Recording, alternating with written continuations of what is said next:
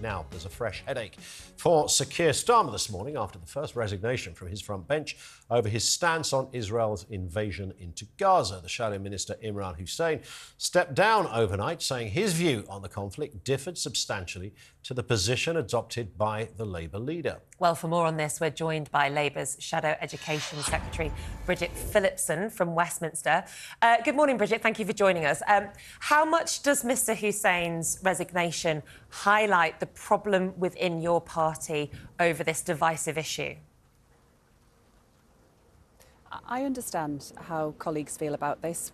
All of us every day see on our television screens appalling suffering in Gaza, and we know that hostages are still being held there. What we all want to see is more aid going into Gaza. We want to see humanitarian pauses to support the Palestinian people. And alongside that, it's essential that Israel acts in accordance with international law. That's our primary focus. That's what we all want to see at the moment, and that's what we're pushing the government to do more on. But, of course, Mr Hussein's position, Bridget, was very clear. He disagrees with Sir Keir's position on this, which is not to call for a ceasefire. There is a suggestion more of your colleagues could walk. What is your response to that? I know this is a difficult time for many colleagues. It's a difficult time for people across the country who obviously feel very strongly about these issues. They want to make sure that humanitarian aid is getting in. We want to see the release of hostages. That absolutely has to be our focus, on making sure that also in the long run we get to a lasting political settlement, because the only way through this, distant as it may seem right now, is through a viable Palestinian state alongside a safe and secure Israel. And I welcome the increased efforts of the US government around all of this. They're key players in it, and it will need to be the actions of the international community that work together to try and make this happen.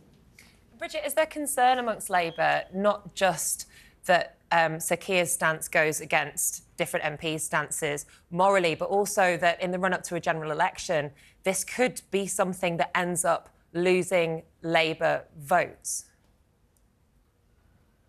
I think what we're concerned about is the impact this is having on people on the ground in Israel and in Gaza. That's our concern. That's as it should be. And as I say, that's why it's essential we do secure those humanitarian pauses so that more aid, more food, more fuel and water can get into Gaza, so that we alleviate the suffering of so many of the people that are experiencing that at the moment. It's right that Keir Starmer acts in the national interest.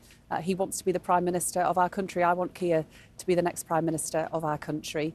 And that's why we do have to behave in a manner that is responsible, and why we have to make sure that everything we're saying is consistent with how we would act and behave in government. And that's what Keir is always seeking to do. In his speech just the other week at Chatham House set out Labour's approach around humanitarian pauses, around the need to uphold international law, but also alongside that to secure the release of hostages.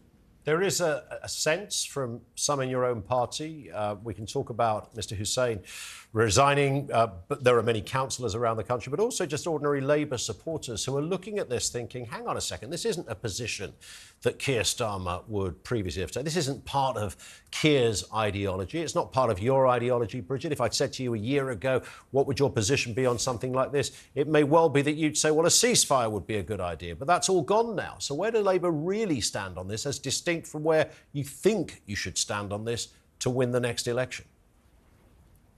I do understand how people will feel. I've had precisely those conversations. I recognise the concern, the real strength of feeling that many colleagues will have and party members will share as well. I think what all of us are focused on, what all of us want to see, is more humanitarian aid getting into Gaza. That is absolutely essential.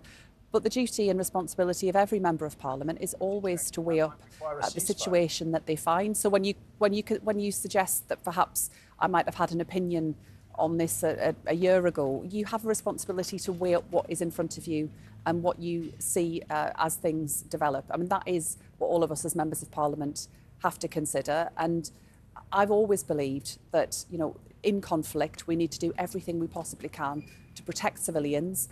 That is right. That is absolutely what should happen. And I don't want to see any suffering. Of course I don't. Bridget, just moving on now to the march that has been planned for Armistice Day on Saturday in London. The Met Police last night said it is considering a ban if there is a serious risk of disorder, which would need to be approved by the Secretary of State. Do you think that will happen? Do you think it should happen? I don't want to see any disruption to Armistice Day or to Remembrance Sunday in any part of our country, anywhere. It's an important moment for us all. It's an important commemoration where we recognise our servicemen and women and those who've paid the ultimate price so that we can enjoy freedom of expression today and the right to protest. I do know, as you say, the Metropolitan Police have set out that they believe they can ensure that there isn't disruption to Armistice Day. They are operationally independent of politicians. That's as it should be. And I think it's incredibly irresponsible of the Home Secretary, Suella Braverman, to be stoking tensions and division around this when the police are already navigating a very difficult area. It's a sensitive area. They need support to do their job. They don't need a Home Secretary that's making life harder for them. Bridget, let's just move on to another issue on the back of the King's speech from yesterday. Some interesting and disturbing findings from your party about kids at school and a lost generation almost, showing that over 2 million kids could regularly be missing school by 2025. What the heck is going on? I'm incredibly concerned that if things continue as they are right now, by 2025, 1 in 4 children will be regularly absent from school. That is will have an enormous impact on their life chances. It will be devastating. This lost generation that we risk unless we act now. That's why I'm setting out Labour's plans around improved mental health support in mental health hubs in our communities, improved mental health support in our secondary schools, so a qualified professional in every secondary school, and alongside that, for our youngest children at primary school, universal free breakfast clubs, because they have a big impact on attendance and academic outcomes. If I were Secretary of State for Education, that's what I'd be doing right now to make life easier for families and for children, but also to reset that relationship between schools and families, which feels very broken, very fractured at the moment. And the pandemic, of course, has had a big impact. We know that. Alongside that, government ministers, Tory ministers allowed industrial action to drag on for months and months. That had an impact too. And sadly, at the start of the school term in September, lots of children faced further disruption because of the crisis around crumbling schools with the crumbly concrete that still is there in too many of them. So we face an enormous challenge. This is complex, but I'm setting out today Labour's plan to provide extra help for families and to make real progress on making this less of a challenge for families. Just to clarify, then, the 2 million kids, so it's a variety of reasons behind this, but does it all come under the umbrella of mental health issues, Bridget?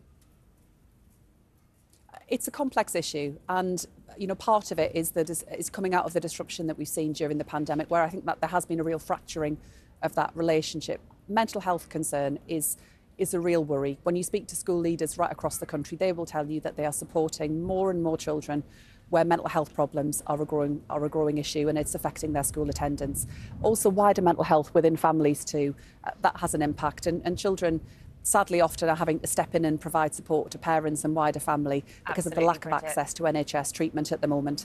Bridget, thank you. Sorry to jump in, we do have to go through a break, but Bridget Phillipson there, thank you so much for joining us.